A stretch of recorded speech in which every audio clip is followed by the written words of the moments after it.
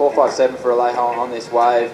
Really nice cutback, draws it out. I love the rebound. The majority of the points on that ride coming from the cutback. So Alejo went on into round 4 to surf with Mick and Joel later. We saw Joel Parkinson take on Pedersen here, Ron.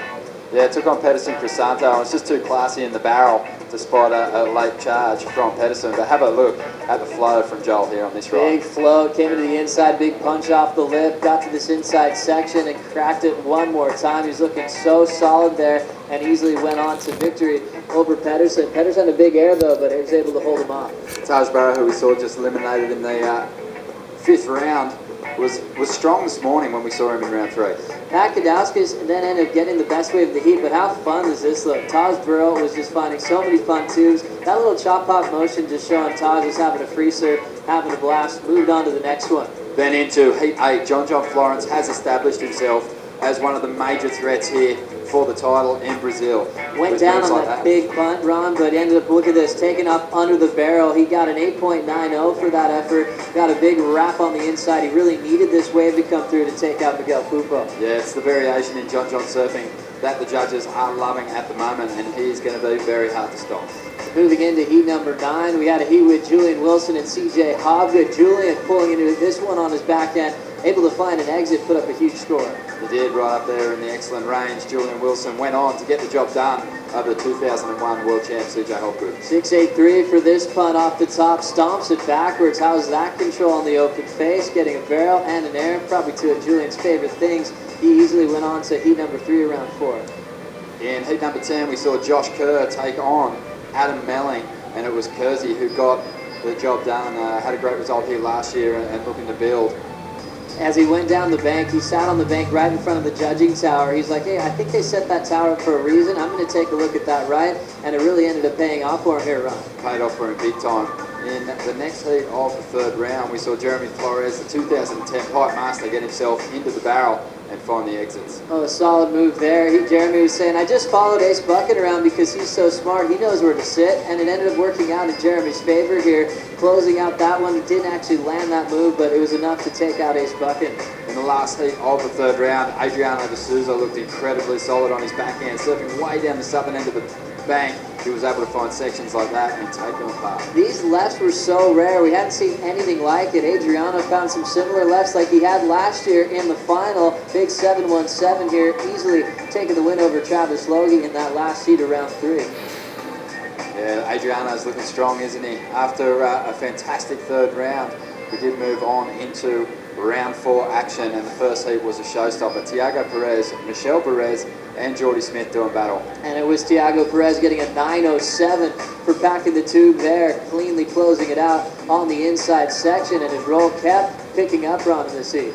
His equipment's looking really good, Tiago Perez, and just fighting his way into a solid backup score there with 2 decent maneuvers. He ended up sending Michelle and Jordy to round 5. This was Alejo Moniz looking weightless on that first connection. Nice hack on the inside section. He was successful in sending Mick and Joel Parkinson into round 5. Yeah, that's right. A really close heat between Mick and Alejo in particular. Alejo getting the job done. Mick there to congratulate him. Alejo moved directly through to quarterfinal action. He was extremely popular when he hit the beach. And then maybe the heat of the entire event. Julian Wilson, 270 on that coil up to start. Big snap, and then the backside 360 to finish. He said he hadn't had a left like that in his career on the World Tour. Got one there, but this one did it for John, turning the heat right at the end. A big 9.63 when he needed it, and got this one on the buzzer. Yeah, 8-1-0 got John the win over Julian Wilson in what was a really exciting heat to watch. And John, he moved directly through to quarterfinal number 3. And then we moved on to heat number 4, an 8.17 start for Josh Kerr, as he's still loving that right bank way down the beach run.